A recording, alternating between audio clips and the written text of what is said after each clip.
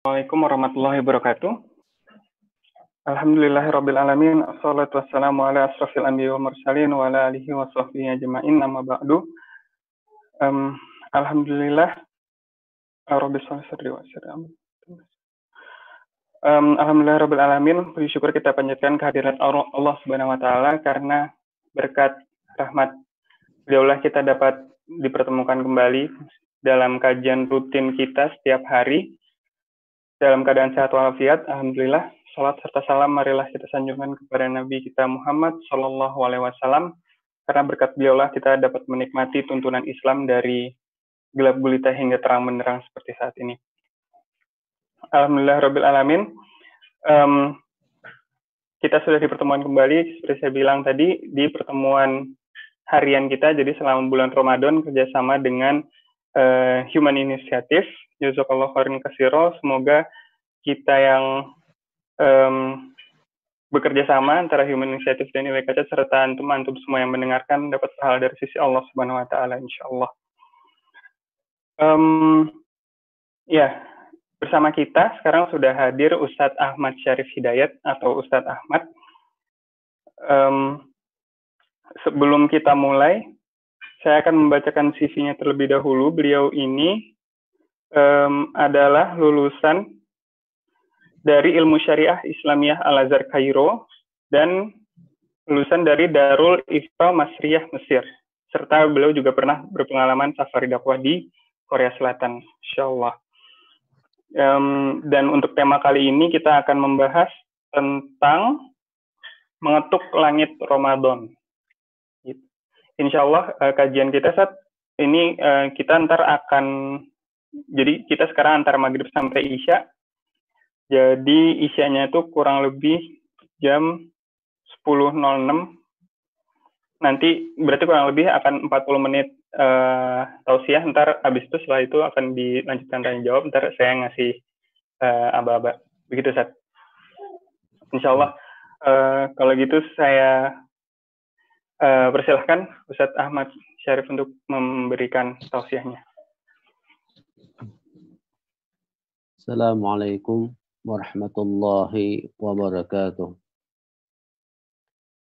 Alhamdulillahilladzi farada alaina siyama syahri Ramadan wa ja'ala siyama sababan littaqwa wa ja'ala lil muttaqina mafaza.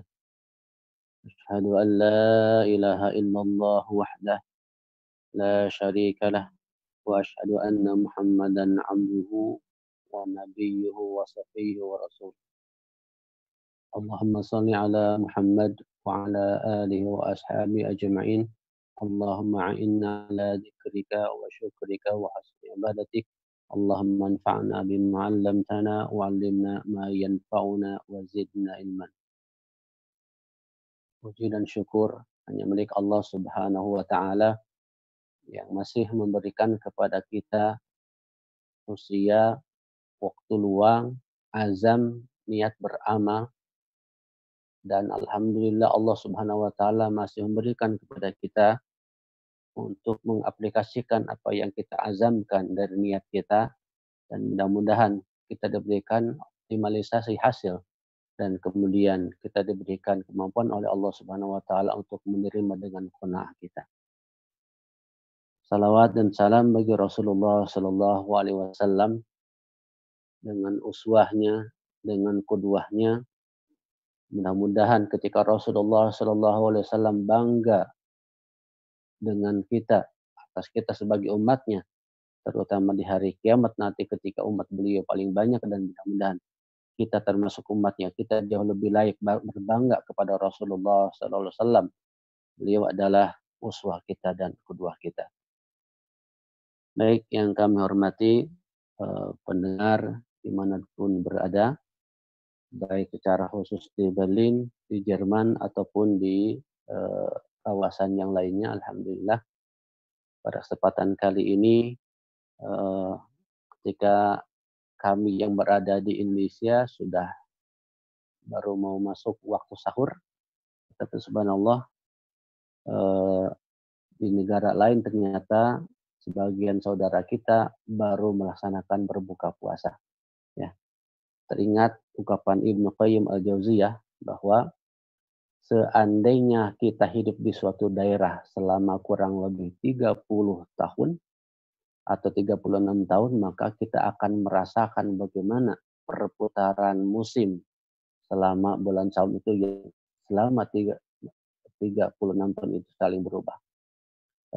Akan merasakan berbagai macam musim dan lain sebagainya. Sehingga sekarang mungkin tanpa harus kita berada di satu tempat selama bertahun-tahun itu, tapi kita bisa mengetahui bagaimana saudara-saudara kita yang berbeda, meskipun berbeda tetapi Allah Subhanahu wa taala temukan dari kemudahan teknologi zaman kita sekarang.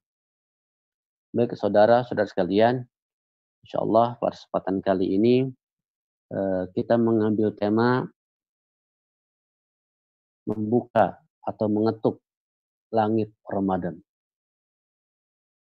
Judul ini sebenarnya saripati dari satu ayat yang barangkali kita sebagian sudah mengkaji ayat ini, dan ayat ini ada di sela-sela ayat tentang saum. Bagaimana kita ketahui bahwa dalam surat Al-Baqarah 183 sampai 187 kurang lebih tentang saum, di sana ada satu ayat yang terselip secara makna, secara bahasa kamus mungkin tidak ada korelasi, yaitu di ayat 186.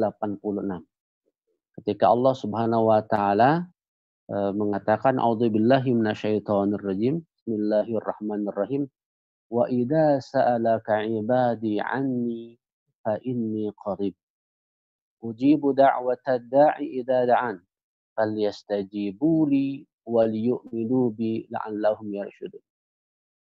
Ayat ini secara harfian ini tentang doa, dan Allah sebutkan di antara ayat-ayat tentang fikih saum.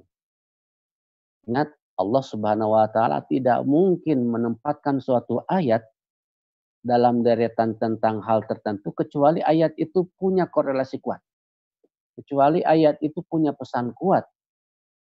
Ketika ayat tentang doa ini Allah selipkan di ayat-ayat tentang saum, maka pertanyaannya apa korelasi saum kita dengan doa? Atau bagaimana keterikatan doa itu dengan saum kita? Maka mudah-mudahan kesempatan kali ini pertanyaan tadi bisa terjawab pada kegiatan taklim pada kesempatan kali ini. Baik, akhwati fillah rahimakumullah. Untuk awal mungkin kita membaca dulu ayat Al-Quran dan kita coba terjemahkan secara harfian. Ketika Allah mengatakan wa idza sa'alaka ibadi anni, ya Muhammad, kalau diterjemahkan secara makna secara lurus, ya Muhammad, wa idza sa'alaka ibadi, kalau ada yang bertanya kepada engkau tentang aku, fa inni qarib, jawablah oleh engkau, sesungguhnya aku adalah dekat.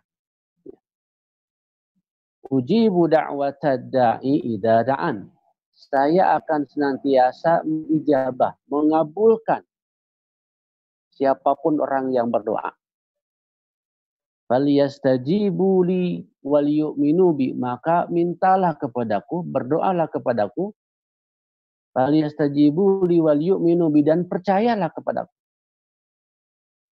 Nah, ketika Allah Subhanahu wa taala mengatakan la'allahum yarshudun, supaya dengan wasilah doa itu, supaya dengan wasilah kamu berdoa dan penuh percaya kepada Allah Subhanahu wa taala, kalian la'alla, semoga yarshudun, dengan doa itu juga kalian bisa berpotensi menjadi orang yang mendapatkan hidayah.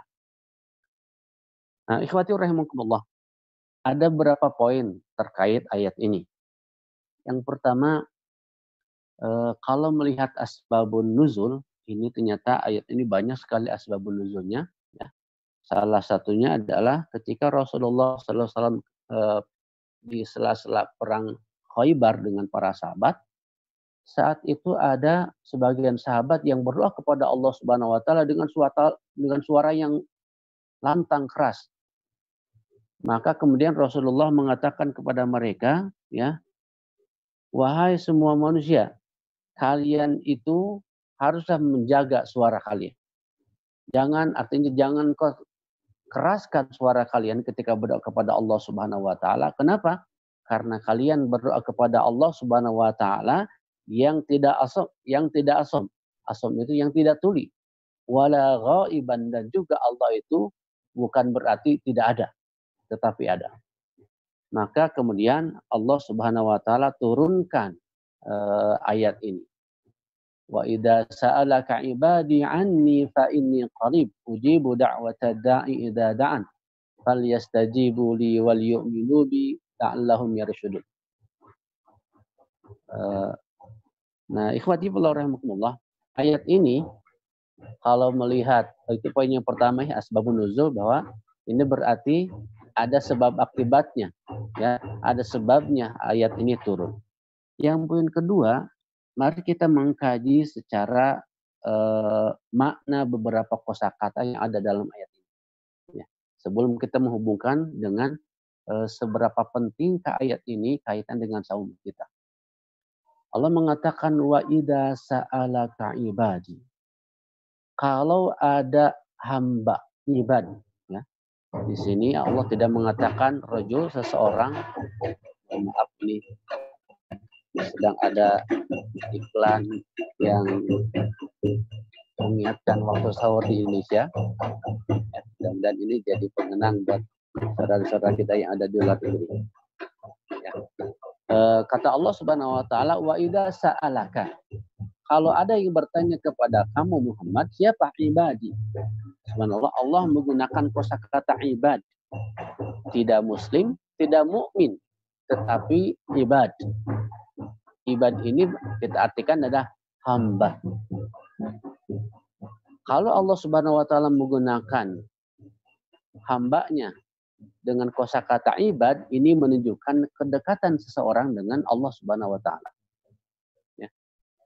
Ma'bud, ya, adalah hakiki penciptaan kita, ya. Target utama dari penciptaan kita adalah ibadah kepada Allah Subhanahu wa taala. Maka kalau diartikan, kalau ada seseorang Muhammad yang bertanya kepada kamu, siapa orang itu yang kedekatannya sudah terbangun dengan Allah Subhanahu wa taala, ibadi. Ani, tentang aku. Tentang apanya? Ini kalau dikaitkan dengan beberapa kosakata berikutnya, yaitu tentang seberapa dekat Allah Subhanahu wa taala, seberapa potensi Allah mengijabah doanya. Ani, tentang aku, kata Allah Subhanahu wa taala, fa inni. Nah, di sini ada kosakata yang mahdhuf, ya, yang dihilangkan secara manawi. Maksudnya adalah jawablah bahwa saya itu dekat. Anni qarib. Saya sesungguhnya qaribun.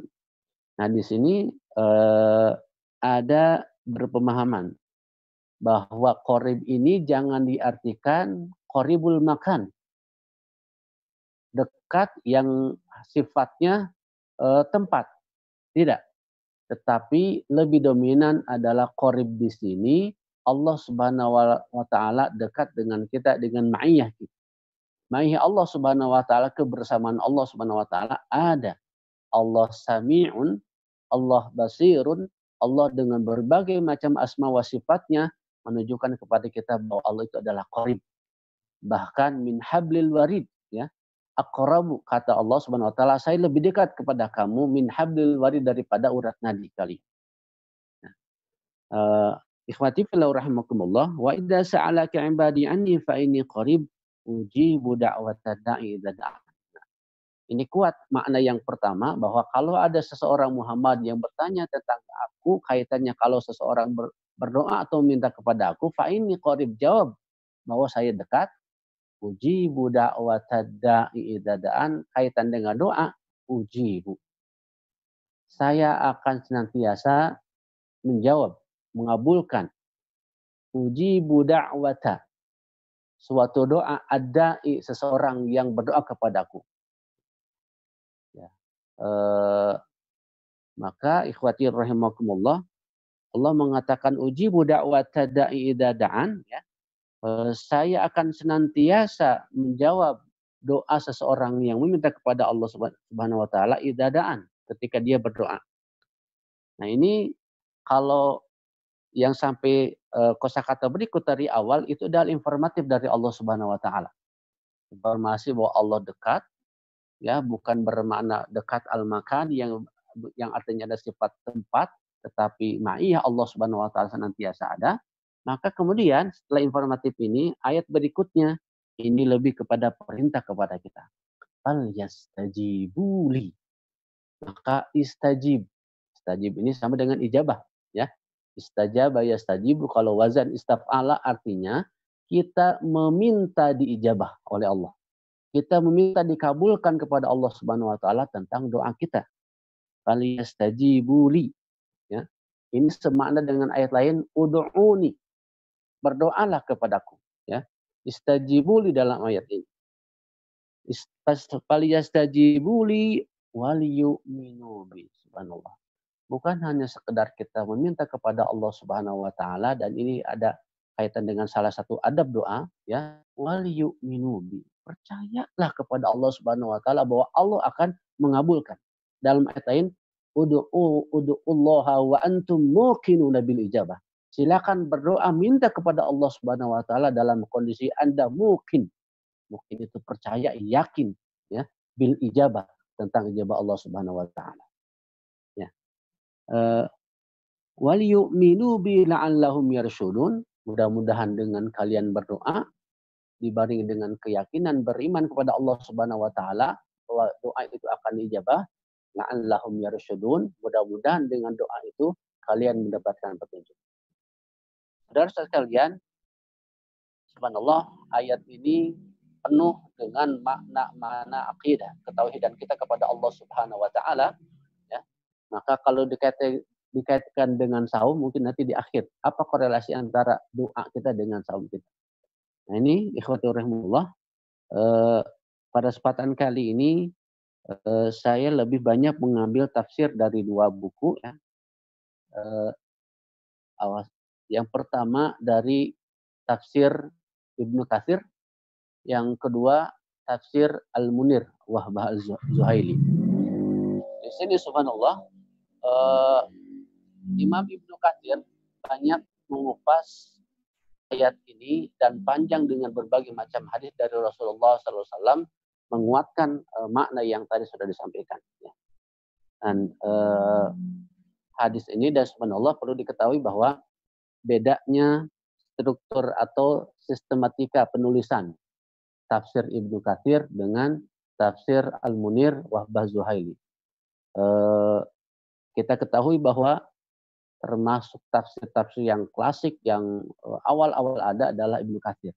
Sehingga mungkin dari sisi sistematisnya belum sesistematis seperti zaman sekarang.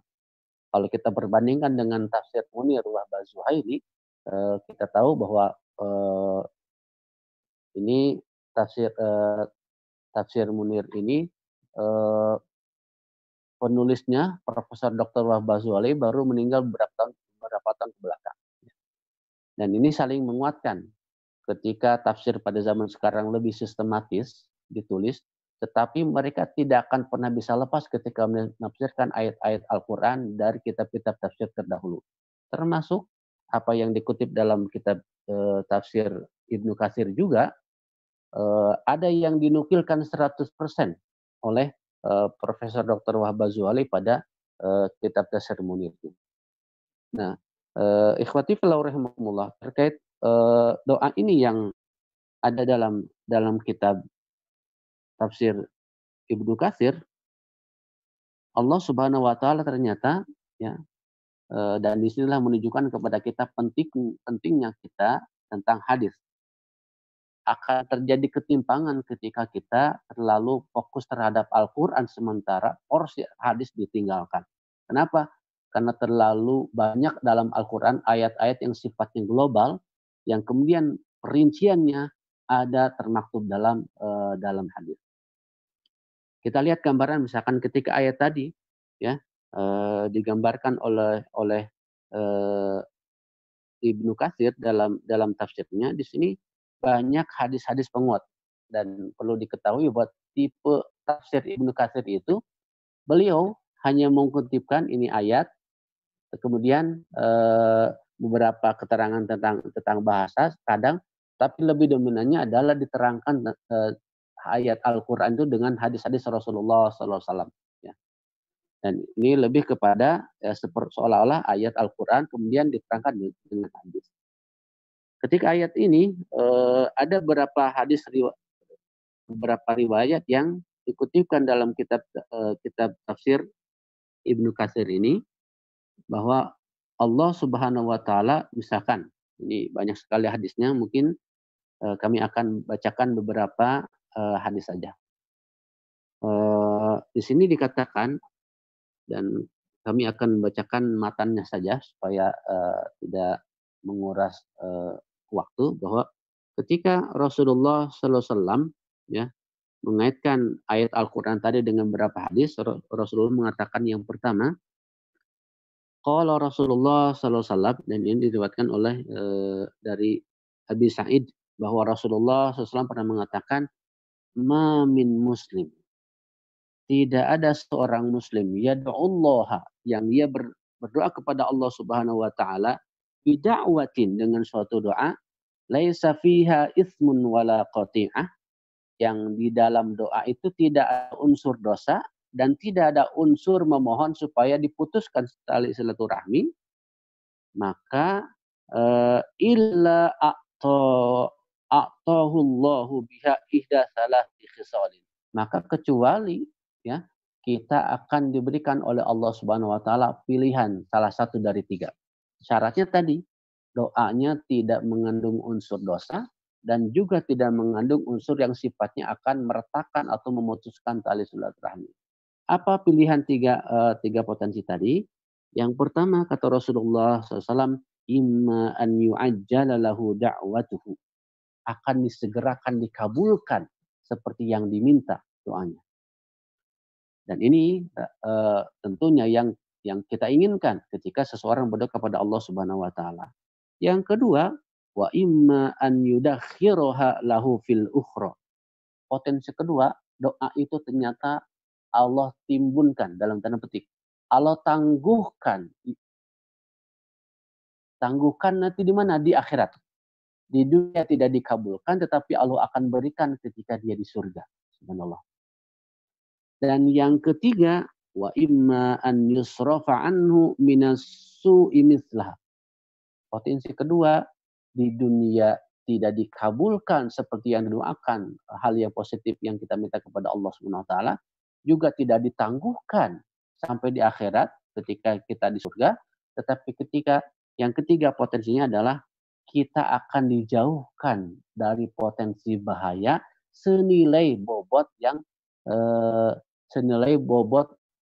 nilai doa yang kita panjatkan kepada Allah Subhanahu wa taala. Nah, ini ikhwatul rahmatullah, subhanallah. Disinilah mungkin benang merahnya bahwa doa itu perlu husnudzon kepada Allah Subhanahu wa taala. Ketika Allah menginformasikan bahwa ujibu da'watad da'i, saya akan senantiasa ujibu, Allah menggunakan kosakata fi'il mudhari'. Fi'il mudhari' itu adalah kata kerja yang sifatnya senantiasa, akan, dan kadang bermakna terus-menerus. Ya. Dan ini janji Allah Subhanahu wa taala, artinya tidak ada doa, dan ini yang harus kita yakinkan dalam diri kita masing-masing, tidak ada doa yang tidak dikabulkan oleh Allah Subhanahu wa taala. Hanya saja bentuknya salah satu dari tiga tadi, ketika setelah dua syarat terpenuhi. Ima yang pertama disegerakan seperti apa yang kita minta, kedua ditangguhkan nanti di akhirat, ketiga tidak dikabulkan, tidak ditangguhkan di akhirat, tetapi Allah palingkan potensi mara bahaya yang ternyata Allah cegah tidak terjadi pada kita, dan itu senilai dengan doa yang kita panjatkan. Nah, ini itu hadis yang pertama. Dan kemudian ikhwati fillah rahimakumullah, kalau melihat beberapa keterangan lain di dalam kitab tafsir Munir, kita lucu sedikit bahwa di sini kemudian bisa menjadi pelajaran bagi kita. Imam Profesor Tuha Bazuli mengatakan, dan ini beliau menukil 100%. Dan ini bisa kemudian menjawab pertanyaan, kenapa ayat tadi berada di celah-celah ayat tentang saum. Ini dibacakan dan ini ada dalam tafsir Ibnu Katsir dan kemudian dinukilkan juga dalam tafsir Munir. Di sini dikatakan bahwa wa fi dzikrihi ta'ala hadhil ayah al-ba'itsah an du'a, dan adanya ayat ini yang menunjukkan tentang doa yang ada mutakhallalah baina ahkam siyam, yang ada di sela-sela tentang hukum saum, irsyadun ilal ijtihad. Ini petunjuk arahan bagi kita supaya ijtihad, bersungguh-sungguh fid du'a, dalam doa. Inda ikmalil iddah, ketika sempurnanya hitungan. Baik hitungan misalkan harian ketika kita berbuka puasa ya, atau hitungan bulanan, dan di sini ditegaskan bal wa inda kulli fitri, dan ketika fitrin di sini iftar, atau misalkan fitrin ini bisa diartikan Idul Fitri.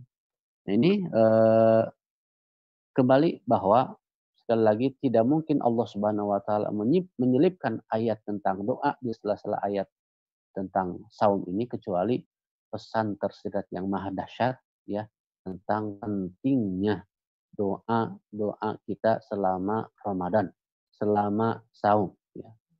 Maka ada hal-hal yang diarahkan oleh Profesor Wahbah dalam tafsirnya ya. Dan sebelum arahan-arahan itu, baik arahan bagaimana, ini lebih kepada adab-adab bagi seorang yang berdoa, baik dilihat dari orang yang berdoanya atau dari konten yang dimintakan kepada Allah Subhanahu wa taala. Sebelum ke sana ya, ini ada beberapa hadis yang menunjukkan kepada kita ya, ketika Allah Subhanahu wa taala menjadikan saum ini adalah salah satu rukun Islam, dan Allah kaitkan tentang rukun Islam ini adalah salah satunya doa, bagaimana pentingnya doa ini, dan ini terwakili dengan beberapa hadis Rasulullah SAW. Yang pertama, hadis riwayat Tirmizi, meskipun dhaif, tetapi ini secara makna adalah benar, dikaitkan dengan beberapa macam ibadah yang tidak bisa lepas dari ibadah. Rasul mengatakan, ad-du'a'u mukhul ibadah. Doa itu adalah mukhnya. Mukh itu ya, kalau kita kepala kita dibuka, otak itu adalah mukh namanya. Ya. Artinya ini menunjukkan kepada kita doa itu adalah otaknya ibadah. Kalau kita ilustrasikan seseorang, sesempurna apapun fisik seseorang, tetapi kalau ternyata otaknya keliru, error, atau misalkan tidak sehat, maka tidak terlalu banyak faedah dari kesempurnaan fisiknya. Ini juga bisa diilustrasikan bagi kita bahwa sebanyak apapun ibadah kita, kalau ternyata nuansa doa itu tidak terlalu kental dalam ibadah kita, maka berarti dipertanyakan tentang ibadah kita, otak ibadah kita. Kenapa? Karena dalam ibadah itu pasti ada doanya. Sekedar kita bangun tidur ada doanya, masuk WC ada doanya. Bahkan ketika sholat pun berapa puluh doa yang diajarkan oleh Rasulullah SAW. Ketika seseorang umroh dari awal sampai akhir, ketika niat sudah doa, ketika ihram sudah doa, ketika tawaf juga doa. Ketika seseorang haji, subhanallah, di Mina ketika wukuf, di Arafah di Arafah ketika wukuf, di Muzdalifah ketika mabit, kemudian di Mina juga ketika mabit, itu semuanya penuh dengan doa. Sehingga wajar Rasul mengatakan ad-du'a'u mukhul ibadah. Doa itu adalah saripati atau otaknya ibadah seseorang. Maka hadis yang kedua, dan ini bisa menguatkan makna yang sebelumnya, bahwa Rasulullah SAW mengatakan ad-du'a'u wal ibadah. Subhanallah. Kalau ini dengan versi lain Rasul mengatakan doa itu adalah ibadah. Kalau kalau hadis yang pertama tadi mengatakan bahwa ini menunjukkan tentang saripati ibadah itu adalah doa, tetapi hadis ini doa itu adalah ibadah. Doa sendiri adalah termasuk macam ibadah kepada Allah Subhanahu wa taala. Ya. Ud'uni astajib lakum. Ya. Ini kalau memakai ilmu ushul fikih, ud'uni ini adalah fi'il amr. kata kerja yang sifatnya al-amru perintah. Al-amru lil wujub dalam ilmu ushul fikih, tipe kata kerja perintah itu menunjukkan kewajiban tentang yang diperintahkan. Ud'uni ini adalah perintah, berarti doa itu adalah suatu kewajiban bagi kita. Kalau Allah secara global memerintahkan kepada kita beribadah, ya, dengan berbagai macam ibadahnya, yang dalam ibadah itu mukhnya adalah doa, maka doa secara tidak langsung, kalaupun tidak ada ayat tadi, sudah terwakili dengan ibadah itu adalah wajib bagi kita kepada Allah Subhanahu Wa Taala, termasuk doa, berarti doa itu adalah wajib kepada Allah Subhanahu Wa Taala. Dan hadis yang terakhir, Rasul mengatakan, ad-du'a'u silahul mu'min. Doa itu adalah senjata seorang mukmin. Wa imaduddin, dan tiang agama. Ya. Kalau agama ini punya penopang, ya, ada atap, ada dinding dan lain sebagainya, kita tahu sebaik apapun atap, seindah apapun atap, tetapi kalau tiangnya keropos, maka tidak akan bertahan lama. Maka ketika Rasul mengatakan doa itu adalah imaduddin, yang agama, maka tidak mungkin seseorang mengatakan ana Abdullah, saya hamba Allah Subhanahu wa taala, tetapi dia lepas dari berdoa kepada Allah Subhanahu wa taala. Wa nurus samawati wal ard, dan doa itu adalah cahaya bagi dunia dan langit. Nah, ikhwati rahimakumullah, itu tentang beberapa poin tentang pentingnya ibadah, ya. Nah, poin terakhir di sini kita akan kupas singkat bahwa ternyata karena doa itu adalah ibadah, ya, mukhnya ibadah, maka di sini disebutkan ada beberapa syarat.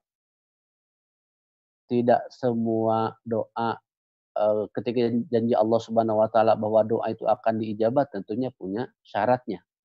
Apa yang menjadi syarat doa itu berpotensi diijabah oleh Allah Subhanahu wa taala? Di sini ada syarat yang kaitannya dengan dai, orang yang berdoa. Di antaranya, ya, di antaranya adalah an yakuna aliman bi anna la qadira illallah. Harus ditanamkan dalam diri kita, dalam hati kita, ya, bahwa tidak ada yang mampu mengijabah doa itu kecuali Allah Subhanahu wa taala. Dan ini semana dengan hadis tadi, ya, dengan ayat tadi, ya. Waliyu'minu bi, percayalah kepada aku.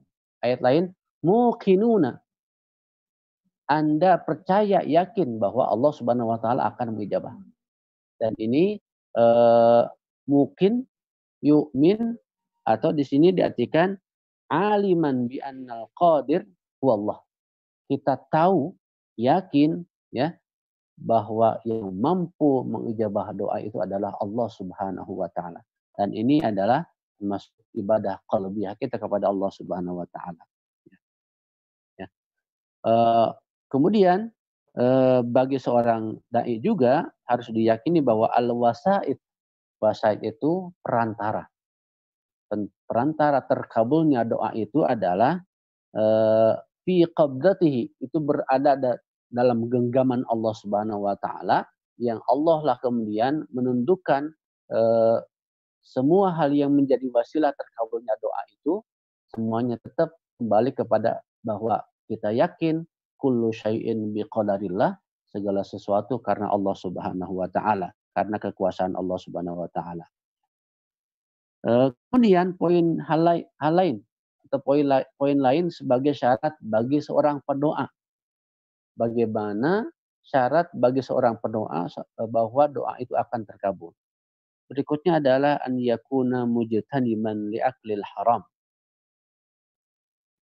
Dijauhi dari makan makanan yang diharamkan oleh Allah Subhanahu wa taala.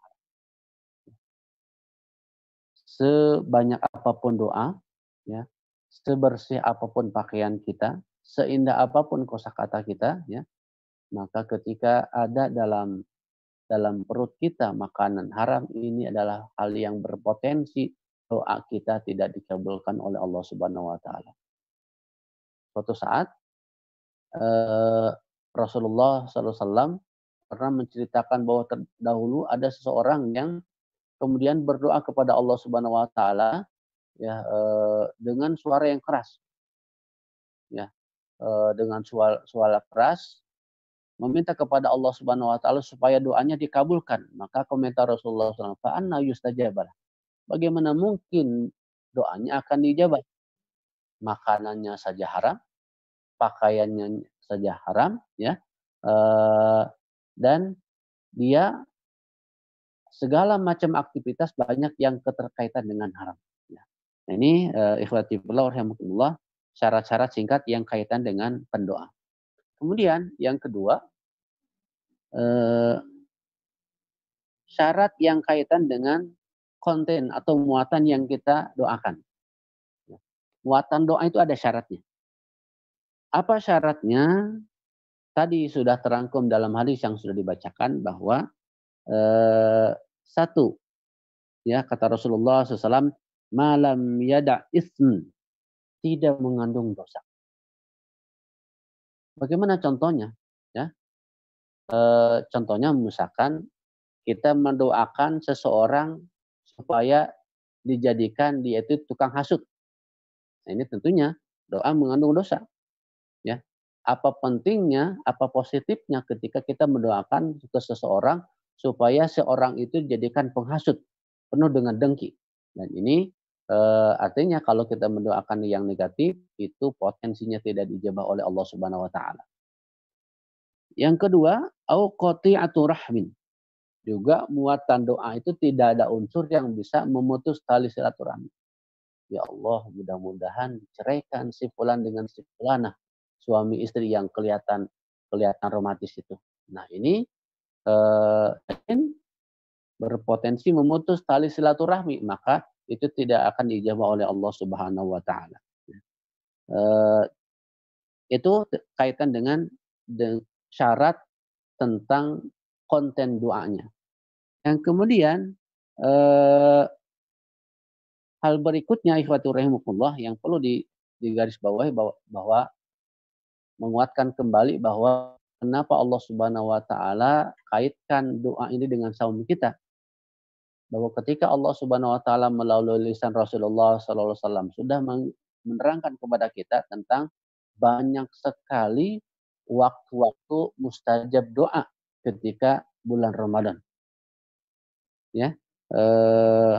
Makanya ini harus diperhatikan adalah mawaqitu istijabati doa. Ya. Waktu-waktu potensi diijabahnya doa. Kapan? Ya. Kaitan dengan saum pertama waktu sahur. Ya.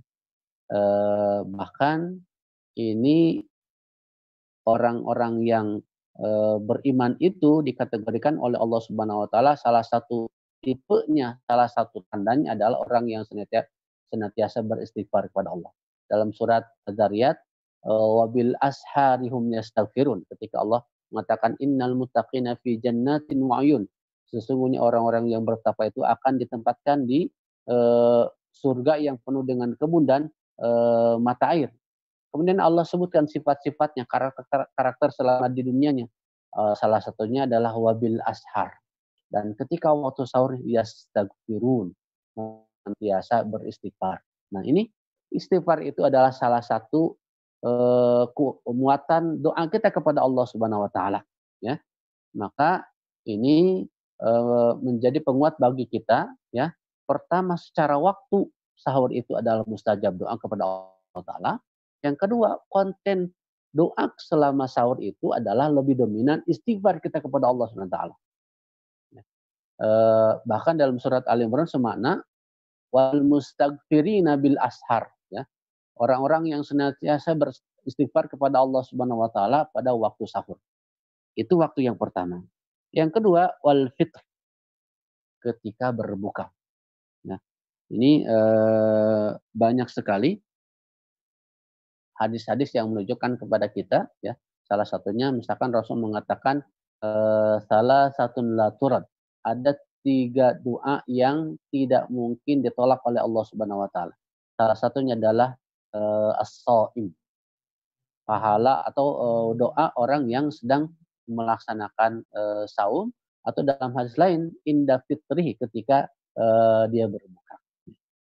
Maka ini mungkin agak panjang sedikit, yang perlu kita fokuskan tentang berdoa kita ketika selama berbuka ini. Biasanya kita berbuka, misalkan ada yang membaca doa, Allahumma laka sumtu bika amantu wa ala rizqika aftartu birahmatika ya arhamar rahimin. Ya, rahmatika ya arhamar rahimin. Kemudian rata-rata kita berdoa doa itu saja. Padahal ada doa lain yang ini bisa menunjukkan doa ini contoh sekaligus informatif dari Rasulullah SAW. Dalam keterangan lain, ketika kita sudah mulai misalkan minum atau makan, meskipun sedikit, maka di sana kemudian kita baca doa berikutnya, zahabaz dhama'u, sudah pergi rasa haus dahaga saya. Zahabaz dhama'u wabtalatil uruqu, dan kemudian urat-urat ini sudah terbasahkan kembali dengan berbukanya kita. Zahabaz dhama'u wabtalatil uruqu wa thabatal ajru, dan kemudian sudah ditetapkan al-ajru. Subhanallah, al-ajru ini adalah bayaran yang tunai secara bahasa. Nah ini, ikhwati rahimakumullah, salah satu pemahamannya bahwa bagusnya kita ini memang coba ada jeda waktu. Khususkan meskipun misalkan sudah satu teguk kita meminum ketika berbuka, maka perbanyaklah doa. Ya, karena itu adalah waktu-waktu yang ajrunya adalah sudah sabat.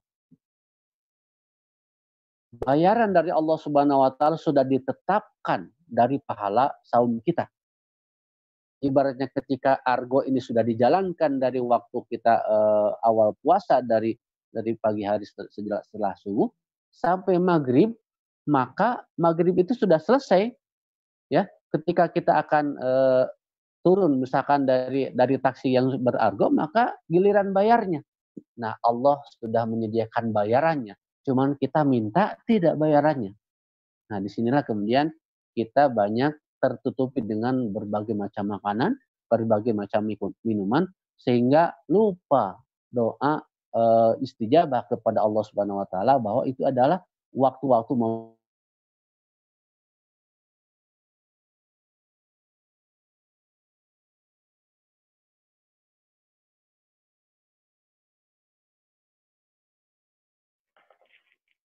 Halo Ustaz.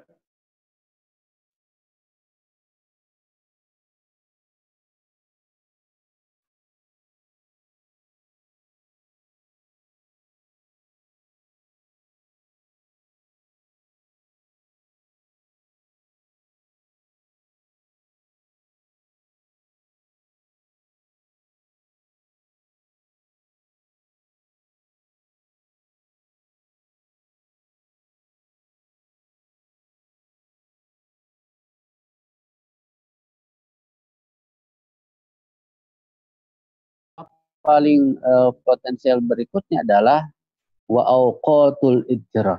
Subhanallah, idrar ini adalah artinya masa-masa kita ini genting, masa-masa ujian, masa-masa penuh beban dari Allah Subhanahu wa taala. Kalau kita kiaskan dengan waktu sikon kita sekarang, ya, Allah Subhanahu wa taala sedang pada kita dengan ujian yang bukan hanya sekedar negeri kita, bahkan seluruh alam merasakan ujian sekarang ini, maka jadikanlah ini ternyata waktul ittirar, waktu-waktu mustajab bagi kita untuk berdoa kepada Allah Subhanahu wa taala, ya. Berikutnya wahalat, ya, seseorang safar, maka itu salah satu potensi doa kita diijabah oleh Allah Subhanahu wa taala. Nah, ikhwati fillah rahimakumullah, itulah barangkali sebagai mukadimah yang bisa disampaikan pada kesempatan kali ini, bahwa ini menjadi benang merahnya beberapa poin yang bisa kita simpulkan bahwa ini menjadi evaluasi. Barangkali saum sudah satu berlanjut, maka evaluasi bagi kita barangkali seberapa kentalkah lisan kita ini Allah Subhanahu wa taala, yang nuansa zikirnya adalah berdoa kepada Allah Subhanahu wa taala. Lebih banyak mana antara kita berdoa meminta kepada Allah Subhanahu wa taala dengan tidak memintanya. Maka sekali lagi Allah Subhanahu wa taala sudah kali lipatkan potensi pahala selama bulan Ramadan, syahrul Ramadan, ya, bulan Ramadan. Baik ketika siang mansomanya dengan saumnya, ketika malam hari dengan manqomanya, tetapi itu semuanya adalah potensi Allah Subhanahu wa taala, potensi bagi kita dari Allah Subhanahu wa taala untuk melipat gandakan potensi pahala. Salah satunya adalah dengan kita makin mengoptimalkan berdoa kepada Allah Subhanahu wa taala. Wallahu taala ala wa alam. Qul qouli hadza wa astaghfirullah li wa lakum. Mohon maaf atas segala kekurangannya. Kami kembalikan ke MC. Assalamualaikum warahmatullahi wabarakatuh. Waalaikumsalam warahmatullahi wabarakatuh. Masya Allah, Masya Allah, Alhamdulillah. Jazakallah Ustaz atas tausiahnya yang sangat bermakna ya tentang doa tadi berarti ya kurang lebih. Ustaz, antum masih ada waktu untuk tanya jawab atau udah mau sahur, Ustaz? Kalau di kita masih... Ini masih lama. Oh gitu, di kita masih 10 menit lagi kurang lebih sampai memasuki waktu Isya. Untuk para penonton dan pendengar, jika ingin bertanya silahkan dimasukkan ke bagian chat box yang sudah disediakan. Ini ada satu yang masuk ke saya, Ustaz. Tadi lebih mendetailkan tentang berdoa ketika berbuka dan sahur. Bagaimana tuntunan detailnya. Kalau misal contoh berbuka nih, apa yang harus didahulukan dulu? Berdoa dulu, baru berbuka, atau sebaliknya? Tadi mungkin udah sempat antum singgung sedikit tadi tentang berdoa lalu dilanjutkan dengan berbuka lalu dilanjutkan dengan berdoa. Mungkin bisa lebih detailkan lagi, Ustaz. Sama misalkan ketika sahur, itu juga disunahkan kan sebenarnya mengakhirkan sahur. Jadi di mana posisinya, berdoa dulu, sahur dulu, atau sahur dulu, atau berdoa dulu, gitu, Ustaz. Ya, oke. Pertama di waktu berbuka ya. Subhanallah, Rasulullah kalau kita melihat dari redaksi ungkapan Rasulullah ya, di satu kaitan dengan fikih, apakah misalkan kita berdoa dulu ya, maka segerakanlah berbuka dulu, membatalkan dulu ya. Salah satu dari iftar sering menyebutnya dengan itu secara makna adalah menyegerakan. Bahkan Rasulullah SAW mengatakan sebuahnya akan menjadi selamanya dalam suatu keberkahan seseorang ketika dia itu senantiasa menyegerakan dalam berbuka. Ya. Membatalkan ini kan bisa dikatakan simbol. Bisa misalkan dengan minum dulu, sunnahnya misalkan dengan kurma, misalkan meskipun 1 butir. Nah, kalau melihat kemudian dikaitkan dengan doa zahabaz dhama'u wa batalatil uruqu wa sabatal ajr insyaallah. Ini doa ini kalau secara makna ya, zahabaz dhama'u, telah lari, telah hilang rasa haus dahaga. Kemudian sudah basah kerongkongan atau urat-urat yang lainnya. Kemudian wasabatul ajr. Nah, ini menunjukkan secara makna ya, kapan haus itu sudah hilang, dahaga itu sudah hilang, sudah berbuka. Artinya kita sudah minimal minum dulu misalnya. Nah, ini teknisnya ya, tidak menjadi suatu patokan baku apakah misalkan harus minum 1 gelas dulu lantas berdoa, atau misalkan kurma 1 gelas lantas berdoa. Silakan dikembalikan kepada masing-masing. Apakah kita minum dulu atau makan dulu, silakan. Jelas jadikan momen-momen berbuka itu adalah momen istijabah doa kita kepada Allah Subhanahu wa taala. Supaya karena biasanya kita ini makanan banyak macamnya ya.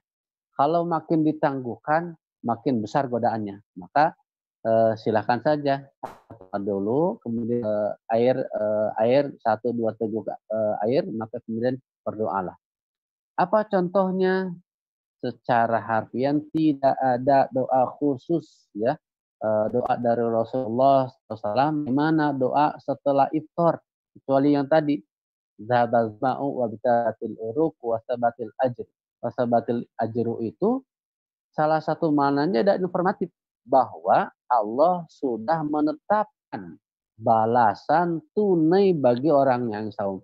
Maka mintalah di sana ketika Allah sudah ketika saat-saatnya Allah akan membayar dari balasan saum kita, maka silakan masukkan doa-doa kita, hajat kita apa.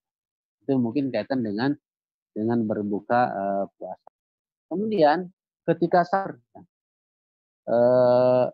ayat tadi masih global juga, tidak dikatakan gimana berapa doanya dan berapa lama waktunya. Ini dikembalikan kepada lumrah kita. Kita sahurnya berapa lama dan kita biasanya pada jam berapa sahur. Sunahnya tadi betul bahwa kalau iftar kita sunnahnya menyegarkan berbuka, tetapi kalau sahur menangguhkan atau mengakhirkan sampai waktu menjelang sholat adzan subuh. Ini silakan ya, kalau standar kita subuh sahurnya setengah jam ya waktu itulah. Maka kalau supaya lebih khidmat lagi ya, jadikanlah sahur terlebih dahulu meskipun ini tidak menjadi aturan baku ya. Misalkan kita bangun misalkan 40 menit sebelum subuh, sahurlah terlebih dahulu, maka kemudian disinilah kebanyakan orang, mohon maaf, lalai ketika di akhir-akhir waktu sahur. Kita biasanya lebih leluasa memanfaatkan waktu tersisa sahur itu untuk minum, nambah makan. Padahal porsikanlah sekedar misalkan 10 menit ya. Kita sudah wudhu, sudah sikat gigi, sudah selesai sahur, maka kan akhir waktu emas kita berdoa kepada Allah Subhanahu wa taala secara khusus. Yang dikategorikan dalam Al-Qur'an adalah doanya adalah istighfar kepada Allah Subhanahu wa taala. Terserah apakah astagfirullah atau doa sayyidul istighfar, Allahumma anta rabbi la ilaha illa anta khalaqtani sampai akhir, itu diberikan pada masing-masing. Jelas kita meminta ampun kepada Allah Subhanahu wa taala secara khusus pada waktu sahur. Wallahu a'lam bishawab. Ini satu pertanyaan lagi terakhir tentang tadi antum di awal-awal sempat menyinggung tentang Abdullah Sat. Itu kan artinya hamba Allah. Di satu sisi tadi antum juga bilang bahwa kita itu dekat gitu sebenarnya sama Allah. Sebenarnya seberapa dekat Sat? Sedangkan hamba Allah itu kan kita melihatnya kalau misalkan di sini antara atasan dan bawahan itu kan sebenarnya jauh gitu. Atau pembantu dan majikan itu kan sebenarnya kedekatannya nggak dekat gitu. Itu bagaimana mendefinisikan bahwa seorang hamba Allah itu dekat dengan Allahnya gitu. Oke. Bismillahirrahmanirrahim. Kosakata abdun ya, seperti dalam surat Al-Baqarah ayat 20, Allah biasanya gunakan untuk perintah kepada semua manusia dengan kosakata ya ayyuhan nasu ubudu. Wahai segenap semua manusia, baik muslim, mukmin ataupun non mukmin sekalipun, mereka diperintahkan oleh Allah SWT ubudullah. Ya. Dan ini tingkat global. Ya. Makanya dalam ayat tadi ayat wa khalaqtul jinna wal insa illa liya'budun tadi, tidak ada target dari manusia kecuali untuk beribadah kepada Allah Subhanahu wa taala. Ya. Kalau menakar seberapa dekat ya, kalau seperti tadi diartikan dalam ayat tadi kan fa inni qarib, saya dekat. Di sini dikupas dekat di sini ya bukan berarti bermakna al-makani, sifatnya yang tempat ya, denah, tetapi lebih kepada bagaimana ma'iyah Allah Subhanahu wa taala kepada seseorang dengan doanya. Sekarang bagaimana menakar kita, seberapa dekat kita kepada Allah Subhanahu wa taala, maka kembali ke kualitas ibadah kita masing-masing. Ketika seseorang dikatakan hamba kepada Allah Subhanahu wa taala, abid, dan seorang hamba beribadah kepada Allah, ini secara tidak langsung mewakili seberapa banyak amalan-amalan kita kepada Allah Subhanahu wa taala, baik yang standar kewajiban asasi kita yang wajibnya, ataupun misalkan yang non wajib, bagaimana kita pelaksanaan amalan-amalan sunnahnya kepada Allah Subhanahu wa taala.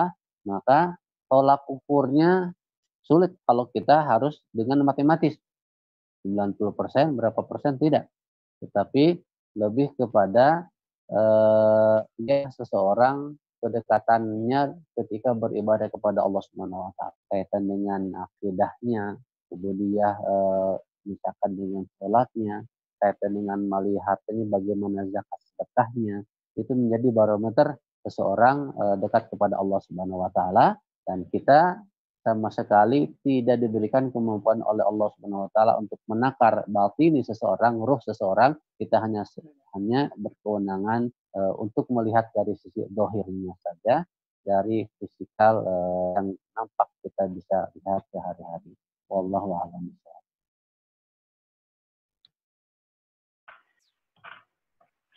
Baik, jazakallahu khairan katsir Ustaz atas jawaban-jawabannya dan juga tausiahnya yang sangat mengena ya buat kita ini, para hamba-hamba Allah ini, terutama ketika masuk di bulan Ramadan, ketika tidak ada hingar-bingar Ramadan yang seperti biasanya kita lebih banyak dalam rumah.